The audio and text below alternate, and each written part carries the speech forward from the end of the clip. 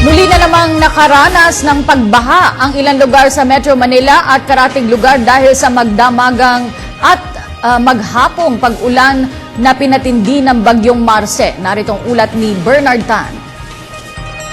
Kaliwat ka ng baha, ganyan muli ang larawan ng Metro Manila sa nakalipas na magdamag, dala ng walang tigil na buhos ng malakas na ulan. Paralisado ang trapiko sa ilang lugar, ang mga pasahero stranded, habang ang mga jeep at taxi walang laman.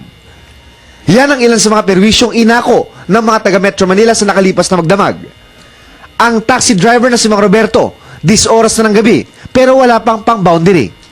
Nagkapulupulupot daw kasi ang daloy ng trapiko, kaya halos 5 oras na siyang naiipit sa isang bahagi ng Balintawak, Quezon City. Ganyan daw ang kalagayan ng mga tulad niyang namamasada kapag masama ang panahon. Talagang nagtitiis kami.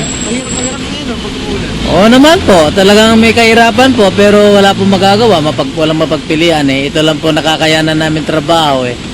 Pati ang mga delivery truck, pinahirapan ng napakasungit na panahon. Ala rin sir sa biyahe namin, mentras na makaano kami sa didelibera namin sir, hindi kami makarating agad sa oras na didelibera namin sir. Samantala ayon sa mga Weather Bureau, epekto pa rin ng bagyong Marce ang nararanasan nating mga pag-ulan sa Metro Manila. Pinalalakas kasi ng bagyo ang hanging habagat na nagdudulot ng pag-ulan, kulog at kidlat sa malaking bahagi ng bansa.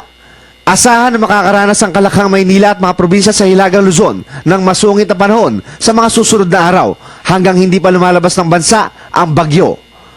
Paalala naman sa publiko, pag masama ang panahon, kung wala namang importanteng lakad, ay ipagpaliban muna para maiwasan ang disgrasya.